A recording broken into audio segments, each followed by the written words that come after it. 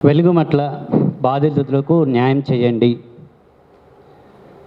అనే అంశం పైన ప్రధానంగా ఈ సమావేశానికి విచ్చేసినటువంటి మీడియా మిత్రులు, మేధావులు, అభిమానులు అందరికీ కూడా మా ఇళ్ల స్థలాల పోరాట కమిటీ తరఫున అభినందనలు. మిత్రులారా, వెంకటాద్రి గారు, సెక్రటరీ వారు కొన్ని విషయాలు మాట్లాడారు. నేను ప్రత్యేకించి ఈ అంశంపైనే కేంద్రీకరించి దీని వరకే పరిమితం అవుతాను. ఈ వెలుగుమట్ల బాధితుల పోరాటము గత 12 సంవత్సరాల ప్రయత్నము, కృషి, 8 సంవత్సరాల నివాసము, 1110 కుటుంబాల బాధలు, వారి గాథలు, అవేగాక 1895 కుటుంబాల్లో మిగిలిన వారి యొక్క హక్కులు, వీటన్నిటిపైన కొన్ని విషయాల్ని మీడియా ద్వారా సమాజం దృష్టికి తీసుకెళ్దామని చెప్పేసి ఇవాళ ప్రత్యేకించి ఏర్పాటు చేయడం జరిగింది. ఇందులో ఇప్పటికే గతంలో ఒక మార్చి 10వ తారీఖు నాడు ఇక్కడ ప్రెస్ మీట్ జరిగింది. దాని తర్వాత గ్రామీణ పేదల సంఘం యొక్క న్యాయమైన పోరాటానికి ఓపీడీఆర్ యొక్క మద్దతు హైదరాబాద్, ఢిల్లీ లెవెల్ నుంచి ఖమ్మం వరకు, వెలుగుమట్ల వరకు సంపూర్ణంగాను ఉన్నది అనే అంశం పైన చాలా విషయాలు ఇప్పటికే చెప్పారు. అసలు ఏమిటి ఆ వెలుగుమట్ల, ఏమిటి ఇటీవల వెలుగులోకి వచ్చింది ఏమిటి?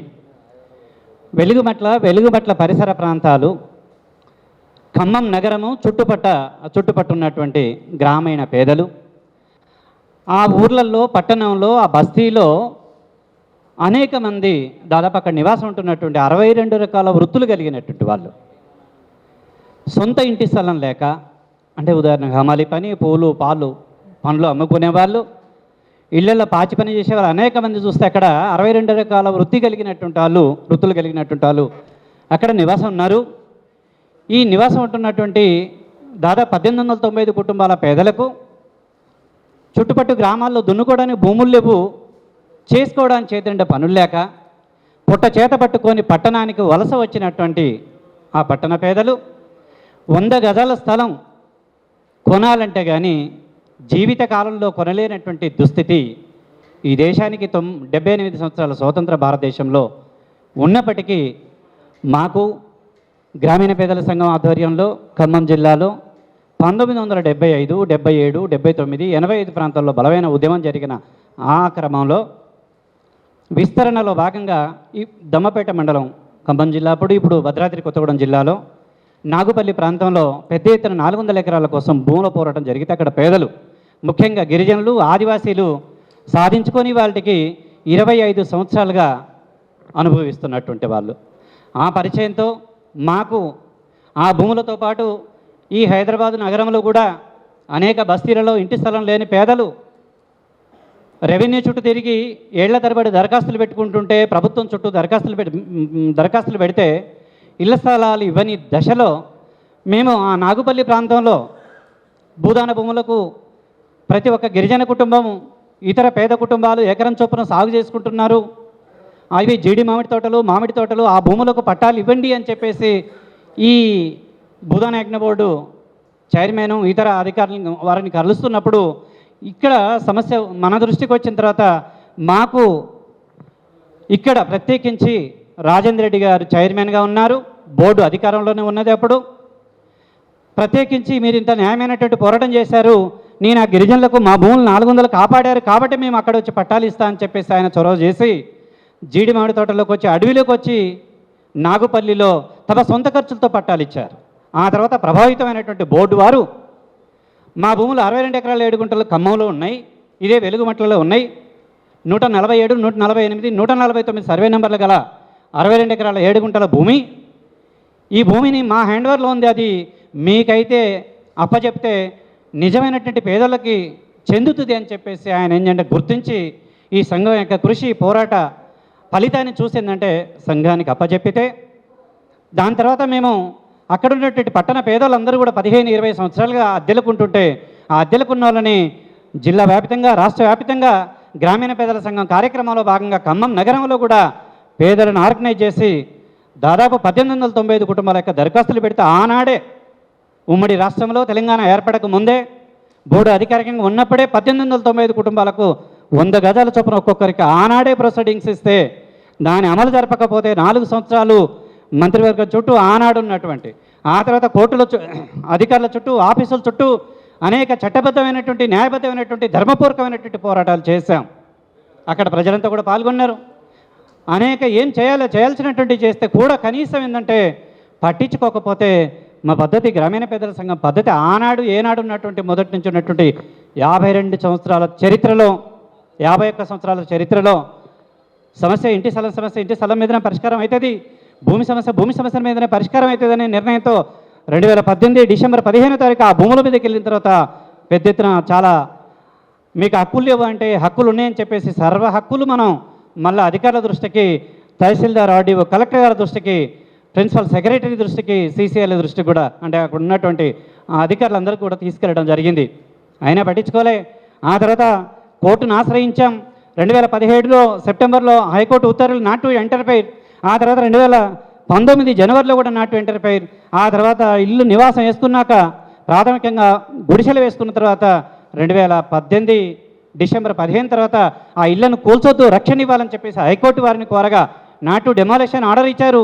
దాని తర్వాత నివాసం ఉన్నటువంటి వాళ్ళకు మంచినీరు, కరెంట్ ఇవ్వండి అంటే 2019 సెప్టెంబర్ 18వ తారీఖు నాడు నివాస ప్రజలకు మంచినీరు, కరెంట్ ఇవ్వండి అని చెప్పేసి ఆర్డర్లు ఉన్నాయి. అయినా పట్టించుకోకపోతే ఏం చేయాలి? ఎందుకు పట్టించుకోకపోవడం కారణం ఏంటంటే పట్టించుకోకపోతే నీళ్ళు లేకపోతే, కరెంట్ లేకపోతే ఇక్కడి నుంచి వెళ్ళిపోతే అక్కడ ఉన్నటువంటి రియల్ ఎస్టేట్ వాళ్ళు, ప్రభుత్వాన్ని అనుకూలంగా ఉన్నటువంటి కొంతమంది మంత్రులు దీన్ని కాజేయాలి అని చెప్పేసి పన్నిన పన్నాగాన్ని తిరస్కరించి ప్రజలను కూడగట్టి ఇట్లనే గ్రూప్ మీటింగ్లు పెట్టి, జనరల్ బాడీ మీటింగ్లు పెట్టి అవన్నీ చేసేసి వాళ్ళని ఎడ్యుకేట్ చేసి మీరు ఇక్కడ ఉండాలి అంటే వెలుగు కావాలి, ఇక్కడ ఉండాలంటే నీళ్లు కావాలని చెప్పేసి ఎడ్యుకేట్ చేస్తే ఏం చేద్దామని చెప్పి చర్చిస్తా అన్నా, మీరు ఏది ఏమైనప్పటికీ ఇక్కడ మనకు నీళ్లు కావాలి, ప్రభుత్వం ఇవ్వట్లేదు, ఆర్డర్లు ఉన్నాయని చెప్పేసి ఆయన గుర్తించిన తర్వాత కూడా నీళ్ళు కావాలంటే ఏం లేదు, మనిషి కొంత వేసుకుందాం, అమౌంట్ జమ చేద్దాము, ఇక్కడ ఒక ట్యాంకర్ను ఏర్పాటు చేసుకుందాం, ట్రాక్టర్ ఏర్పాటు చేసుకుందాము, అక్కడ నీటిని సమకూర్చుకుందాం అని చెప్పేసి అంటే ఇది చూసినటువంటి ఒక స్వచ్ఛంద సంస్థ అనేక మంది కూడా సత్యసాయి ట్రస్ట్ వాళ్ళు కూడా ఒక ట్యాంకర్ అప్పచెప్పారు, ట్రాక్టర్ అప్పచెప్పారు, నీళ్లు నింపుకోండి, తీసుకోండి, మేము ఈ సేవలో భాగస్వాములు అవుతాం, మీకు సాయం చేస్తామని చెప్పేసి వాళ్ళు ఒకటి అప్పచెప్పారు. సరిపోలే, ఇంటింటి తిరిగి ఒక డ్రైవర్ని పెట్టి, ఒక క్లీనర్ని పెట్టి, కరెంటు సంబంధించిన సాధక పథకాలు చూడడానికి ఒక హెల్పర్ని పెట్టి, వాళ్ళకు కూడా పొట్ట ఉన్నది, మిగతా పనులు వదిలేస్తే వాళ్ళకి కనీసం ఏంటంటే 8,000 నుంచి 12,000 నుంచి 18,000 వరకు నెలసరి జీతాలు ఇస్తే దీనికోసం అయినటువంటి ఖర్చే తప్ప ఇంకొకటి కాదు అని చెప్పేసి మేము ఇది నిరూపించదలుచుకున్నాం. ఇప్పటికే అది అమల్లో ఉంటున్నది. అదే కాదు, కరెంటు వైర్ల కోసం 87 కరెంటు పోల్లు వేస్తే 1,56,100 దానికి ఖర్చు అయింది. నీళ్లు లేకపోతే 2 సోలార్లు ఏర్పాటు చేసుకుంటే 4 లక్షల రూపాయలు దానికి ఖర్చు అయింది. ఇట్లా చూస్తే జ్యుడిషియల్ ఖర్చు, హైకోర్టు, జిల్లా కోర్టులు ఇప్పుడే చెప్పారు, 7 హైకోర్టు ఆర్డర్లు, 2 జిల్లా కోర్టు ఆర్డర్లు, ఇక అనేక మంది కేసులు సతంగం ఇదంతా జరిగింది. ఇది మన ఇప్పటికే ప్రపంచానికి తెలిసినటువంటి విషయమే అయినా కాబట్టి ఇన్ని మళ్ళీ మా మీద పోలీస్ స్టేషన్లో కూడా ఇంకొక విషయం చెప్తాను. మమ్మల్ని కస్టడీ తీసుకున్నప్పుడల్లా మీ మీద వ్యక్తిగతంగా అనేక మంది దరఖాస్తులు పెట్టారు. అంటే ఏమైనా కంప్లైంట్ ఇచ్చారు, 50,000 చందా తీసుకున్నారట, ₹1,00,000 చందా తీసుకున్నారట, 2 లక్షలు తీసుకున్నారట, 3 లక్షలు తీసుకున్నారట, ప్లాట్లు ఇస్తామని చెప్పేసి ఇట్లాంటివన్నీ వచ్చినాయి.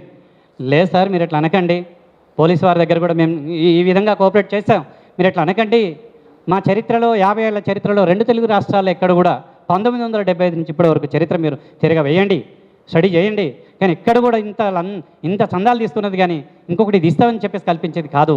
ఇంత 3 లక్షల రూపాయలు చందా ఇచ్చేటోళ్ళు, 2 లక్షల రూపాయలు చందా ఇచ్చేటోళ్ళు దోమల్లో, తేళ్లల్లో, పాములల్లో, కరెంటు లేని స్థితిలో అంత మయమై రాళ్లలో అనేక ఇబ్బందులు పడి 10 నెలల పైన కరెంటు లేక కటిక చీకట్లో ఉంటారా?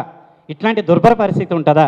2 లక్షలు ఇవ్వగలిగేటోళ్ళు, 3 లక్షలు ఇవ్వగలిగేటోళ్ళు ఎక్కడైనా సొంత ప్లాట్ ఎక్కడైనా కొనుక్కోగలరు, ఎక్కడైనా ఇల్లు కట్టుకోగలరు. కానీ ఇది కరెక్ట్ కాదు అంటే మరి ఎందుకు వచ్చినాయి ఇట్లాంటి?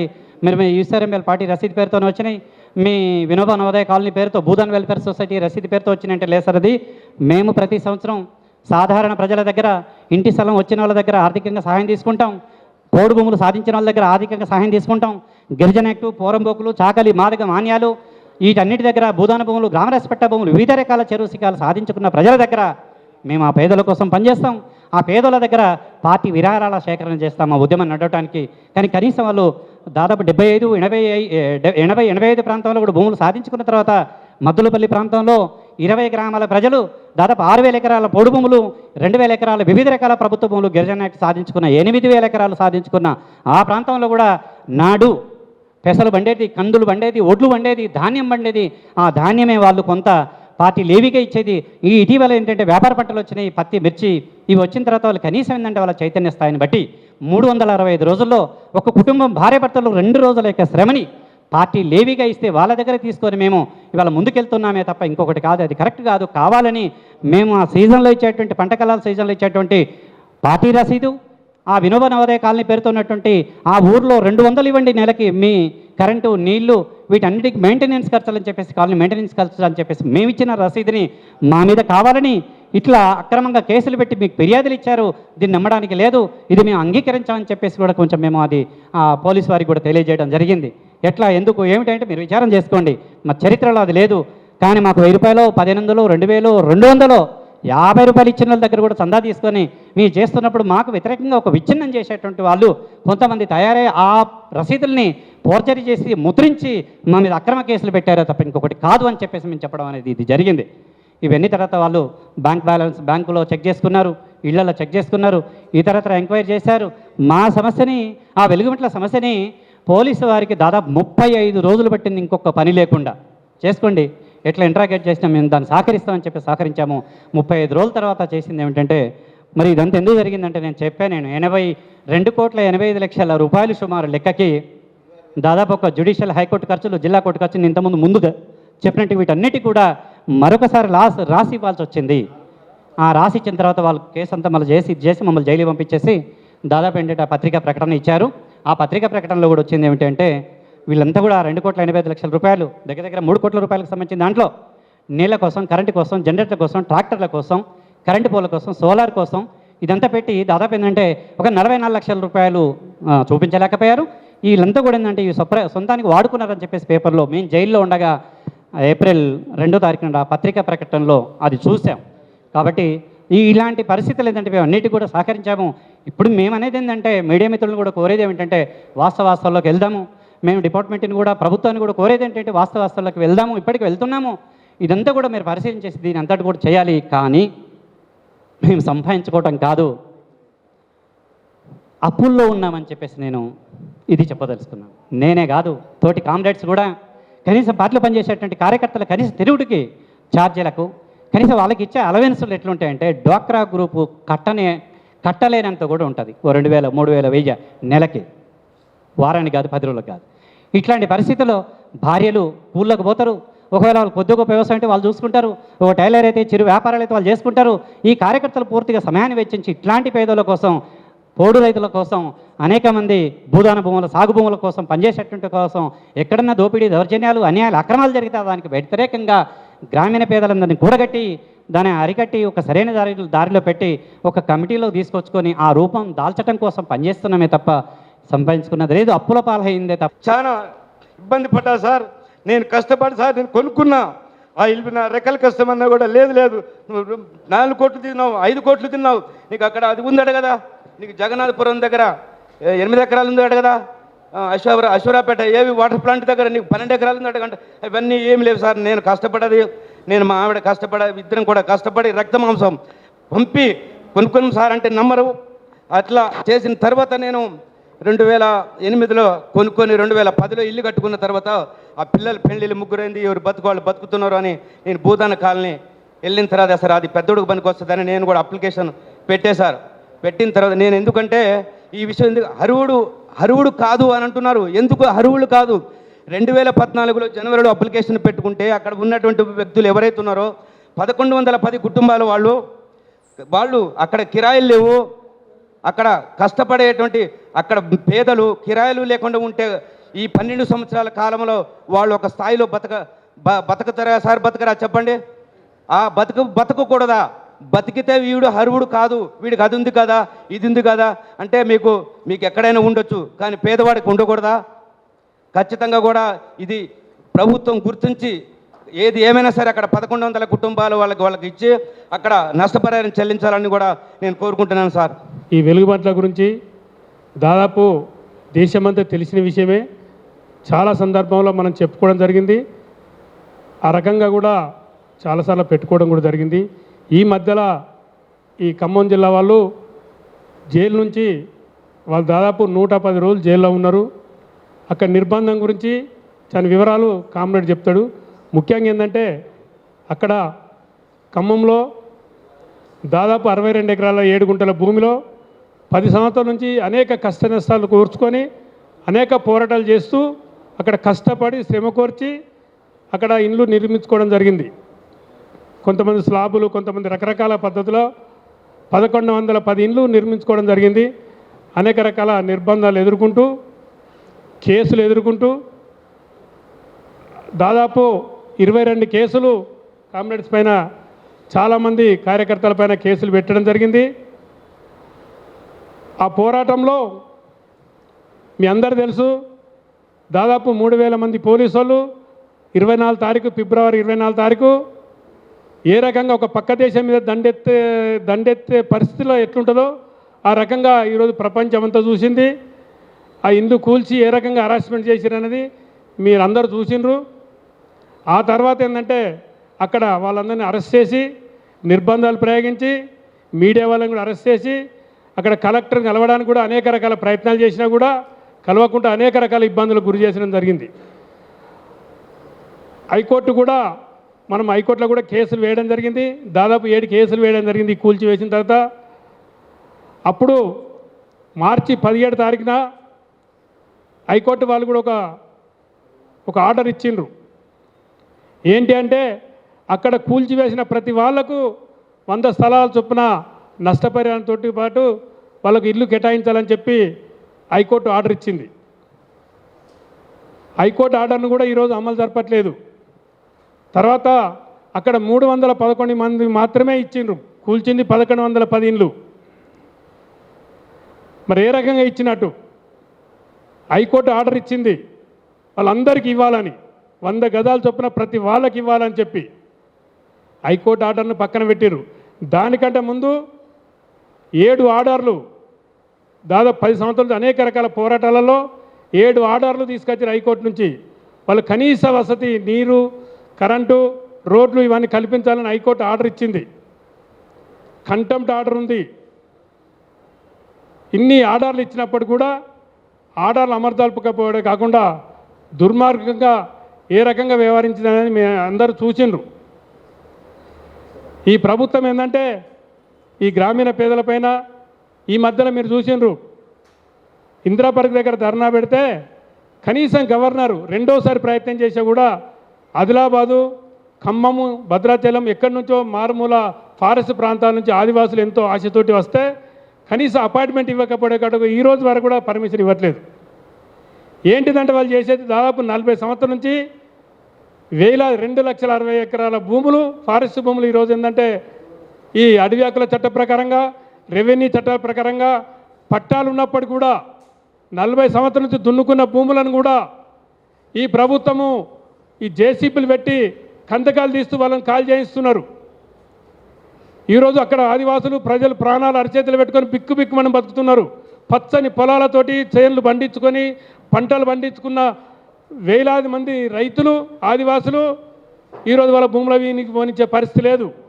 దానికి గ్రామీణ పేదల సంఘం అండగా ఉండి ఖమ్మం నుంచి ఆదిలాబాద్ వరకు ఒక అంగుళం కూడా వదులుకోవద్దని చెప్పి అనేక నిర్బంధాలు, పోరాటాలు, ఇటు పోలీసు వాళ్ళు, ఫారెస్ట్ వాళ్ళు, రెవెన్యూ వాళ్ళు, వేల మంది పోలీసు వాళ్ళు వాళ్ళ మీద దాడులు చేస్తూ ఉంటే అక్కడ గ్రామీణ పేదల సంఘం అండగా ఉండి పోరాటం చేస్తుంది, వాళ్ళకు నాయకత్వం వహిస్తుంది. ఆ భూములు కాపాడుకుంటున్నారు కూడా.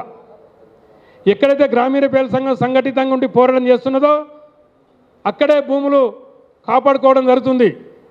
అనేక రకాల కేసులైనా పర్లేదు, మనకు ఇటు ఆదిలాబాద్ నుంచి, నిజామాబాద్ నుంచి అటు మహారాష్ట్ర వరకు 100 గ్రామాల నుంచి మేము 40 సంవత్సరాల నుంచి దున్నుకుంటున్న భూములు రాత్రి కూడా కాకినాడ ప్రాంతంలో వాంకిడి ఏరియాలో మహారాష్ట్ర బార్డర్లో ఒక 15 మంది గ్రామాల ప్రజలు మన వాళ్ళని కలిచారు. ఇప్పుడు మా పరిస్థితి ఏంది? గవర్నర్ కలిసే పరిస్థితి లేదు. పీఓ ముందు కూడా, పీఓ ముందు భద్రాచలము, ఏటూరు నాగారం, ఊట్నూరు ఆఫీసు ముందు కూడా, పీఓ ఆఫీసు ముందు కూడా ధర్నా చేస్తే పీఓ జనంలోకి వచ్చి చేతులు ఎత్తేసి మేము కూడా ఏం చేయలేము, మీరు చెప్పేది న్యాయమే, మీరు చెప్పేది న్యాయమే, ఈ పట్టాలు రెవెన్యూ పట్టాలు ఉన్నాయి, ఇటు అడవి హక్కుల చట్టం రాజశేఖర రెడ్డి ఇచ్చిన పట్టాలు ఉన్నాయి, 40 సంవత్సరాల నుంచి మా తండ్రుల నుంచి మేము కాస్ట్ చేసుకుంటున్నాం. ఈరోజు మా పరిస్థితి ఏందని చెప్పి ధర్నా చేస్తే ఊట్నూరు పీఓ వచ్చి చేతులు జోడించి మేము చేసేది ఏం లేదు, మీరు చేసేది న్యాయమైన పోరాటమే, కానీ మేము చేసేది ఏం లేదని చెప్పి ఆమె నిమ్మకు నీరెత్తి చేతులు ముడుచుకొని కూర్చుండవలసిన దౌర్భాగ్య పరిస్థితి ఉన్నది. కేసీఆర్ అధికారుల 10 సంవత్సరాల నుండి అడివేకలకు పట్టాలు ఇస్తా, ఆదివాసులకు పట్టాలు ఇస్తా అని చెప్పి ఆయన ఎక్కడ ఇవ్వలేదు. ఇప్పుడు రేవంత్ రెడ్డి ప్రభుత్వం వచ్చి కూడా ఈరోజు వరకు కూడా పట్టాలు ఇవ్వకపోవడే కాకుండా కొత్తగా నువ్వు పట్టాలు ఇవ్వాల్సిన అవసరం లేదు. 40 సంవత్సరాలు దున్నుకున్న మార్లబాయి, ఎక్కడి మార్లబాయి, పెద్ద దోబే, చిన్న దోబే, కొమ్రమీం గ్రామంలో ఆ గ్రామాలకు వెళ్ళి కూడా మొత్తం జనాలు కదిలొచ్చి మా పరిస్థితి ఏంది, అసలు మేము ఎవరి దగ్గరికి వెళ్ళినా పట్టించుకుంటలేరు, ఏమన్నా మా గ్రామీణ పేదల సంఘం అండ, మీరు తప్ప వేరే మార్గం లేదు అని చెప్పి వాళ్ళు మన నాయకత్వంలో వాళ్ళు పోరాడడానికి సిద్ధంగా ఉన్నారు. అసలు అక్కడ కూడా వాళ్ళు మా ఇప్పుడు రాత్రి కూడా అసలు మా పరిస్థితి ఏందని చెప్పి అంటే మీరేం ఆధారపడకండి, మీకు అండగా ఉంటాం. సారంగపూర్ మండల్, నిర్మల్ జిల్లా సారంగపూర్ మండల్ ఈ మధ్యనే 400 ఎకరాల భూములు ప్రజలు ఎన్నో వీరోచితంగా పోరాడిస్తే అక్కడ మనం పెద్ద ఎత్తున ధర్నా చేస్తే 400 ఎకరాల భూములకు కూడా పట్టాలు రావడం జరిగింది. ఆ ఆశతోటి ఇప్పుడు కొమరంభీం జిల్లాలో అక్కడ ఆ ప్రాంతాల్లో కూడా దాదాపు ఒక 2000 మందికి పట్టాలు వచ్చినాయి. కానీ ఇంకా వేలాది మంది ఉన్నారు. రేవంత్ రెడ్డి అనేక రకాల చెప్తున్నాడు, ఉన్న ఇండ్లను కూల్చివేసి హైడ్రా పేరుతో ఏ రకంగా చేస్తున్నారు. ఈ మధ్యలో వరంగల్ జిల్లాలో 300 ఇండ్లు దాదాపు 5 సంవత్సరాల నుంచి వాళ్ళు అక్కడ నివాసం ఉంటున్నారు. ఎలాంటి హెచ్చరిక లేకుండా, ఎలాంటి అది లేకుండా అర్ధరాత్రి పూట వచ్చి మొత్తం 100 మంది పోలీసులు వచ్చి నీలమట్టం చేసిరు. ఇదా నువ్వు చేసే దుర్మార్గమైన పరిస్థితి? రియల్ ఎస్టేట్ వాళ్ళకు, వీళ్ళకు పెద్ద ఎత్తున వాళ్ళకు, కార్పొరేట్ సంస్థలకు ప్రభుత్వ భూములు ఇచ్చుకుంటూ ప్రజలకు నిల్వ నీడ చేస్తున్నారు. ఇప్పుడు ఫారెస్ట్ ప్రాంతాలలో ఓపెన్ క్యాస్ట్ల పేరుతోటి కాంట్రాక్టర్లకు, ఇప్పుడు ఏంటంటే ఈ కార్పొరేట్ శక్తులకు అనేక రకాలుగా 1000 ఎకరాలు దారదత్తం చేస్తున్నారు. పేదోని మాత్రం భూములు ఇస్తలేరు. ఇక్కడ వట్టిమల్ల, ఈ ప్రాంతంలో నింబపల్లి, వట్టిమల్ల ఈ ప్రాంతాల్లో కూడా మొత్తం ప్రజల భూములన్నీ గుంజుకుంటున్నారు. దాని మీద ఏంటంటే గ్రామీణ పేదల సంఘం పెద్ద ఎత్తున పోరాటం చేస్తున్నది, వాళ్ళకి అండగా ఉంటున్నది. ఈరోజు రాష్ట్రంలో అనేక ప్రాంతాలలో దాదాపు 40 సంవత్సరాల నుంచి ఉమ్మడి రాష్ట్రం అయితే తెలంగాణ రాష్ట్రంలో 1,00,000 ఎకరాల భూములు గ్రామీణ పేదల సంఘం ఆధ్వర్యంలో పోరాటాలు చేసి సాధించుకున్నారు, వాళ్ళు అనుభవిస్తున్నారు. ఆ చరిత్ర గ్రామీణ DVTN రూపొందించిన భారత విప్లవ బంధాను, తెలంగాణ సాయుధపడ్డ అనుభవాలతో DV రూపొందించిన భారత విప్లవ బంధాన్ని ఆధారం చేసుకొని ఈరోజు మనం దాదాపుగా 1,00,000 ఎకరాల భూములు ఈరోజు మనం ప్రజలు దున్నుకుంటున్నారు, పంటలు పండించుకున్నారు. ఈ మధ్యలో కన్నారం అనే గ్రామంలో 211 ఎకరాల భూమి రీసెంట్లీ ఆడ పోలీసు వాళ్ళు, రెవెన్యూ వాళ్ళు, భూస్వాములు ఎన్ని విచ్ఛిన్నాలు చేసినా ప్రజలంతా తిరుగుబాటు చేసి వాళ్ళు సాధించుకున్నారు, దున్నుకుంటున్నారు. ఈ చరిత్ర గ్రామీణ పేదల సంఘానికి ఉంది, DVTN లైన్ రూపొందించిన భారత విప్లవ బంధకు ఉంది. అయితే ఇప్పుడు కొత్తగా మేము పోడు భూములకు పట్టాలు ఇవ్వకపోతే కూడా అక్రమ కేసులు, జన్నారంలో 5,000 ఎకరాల భూములు ఫారెస్ట్ భూములు టైగర్ ప్రాజెక్టు పేరుతోటి 20 గ్రామాల ప్రజలు ఖాళీ చేసే కార్యక్రమం మొదలు పెడితే అక్కడ 20 గ్రామాల ప్రజలను ఐక్యం చేసి పోరాటం చేసి కాపాడుకుంటున్నారు. మేము పోడు భూములకు పట్టాలు ఇవ్వంటున్నాం, అక్రమ కేసులు ఎత్తివేయాలంటున్నాం, కొత్తగా భూములకు ఖాళీ చేసే కార్యక్రమాన్ని వెంటనే విరమించుకోవాలంటున్నాం. ఇప్పుడు JCBలతోటి ఊర్లు 100 మంది పోలీసు వాళ్ళు దండయాత్రలాగా JCBలు తీసుకెళ్ళి కంతకాలు తీసి వాళ్ళ మొక్కలు నాటే కార్యక్రమం, మొక్కలు నాటే వాతావరణం కాలుష్యమవుతుంది అని చెప్పి పంట పొలాలలో ఎంత ఘోరం అంటే అసలు ఆ గ్రామాలు తిరిగితే మేము OPDR ఫ్యాక్ట్ ఫైండింగ్ కమిటీ కూడా అన్ని జిల్లాలు తిరిగింది. 1000 ఎకరాల భూములు పచ్చని పొలాలలో రైతులు దున్నుకునే భూములలో వాళ్ళు బలవంతంగా కాల్ చేస్తే మా ప్రాణాలు వేనో వదిలేదు అని చెప్పి రాత్రి డే అండ్ అక్కడే పడుకుంటున్నారు. అలాంటి భూములలో మొక్కలు నాటుతున్నారు. కాంట్రాక్టర్లు, భూస్వాములు, ల్యాండ్ లార్డ్స్ 100,000 ఎకరాలు ఆక్రమించుకుంటే వాళ్ళ జోలికి వెళ్ళేది లేదు. ఈ రకంగా చాలా చరిత్ర ఉంది. ఈ వెలుగుబంట్ల సమస్య కూడా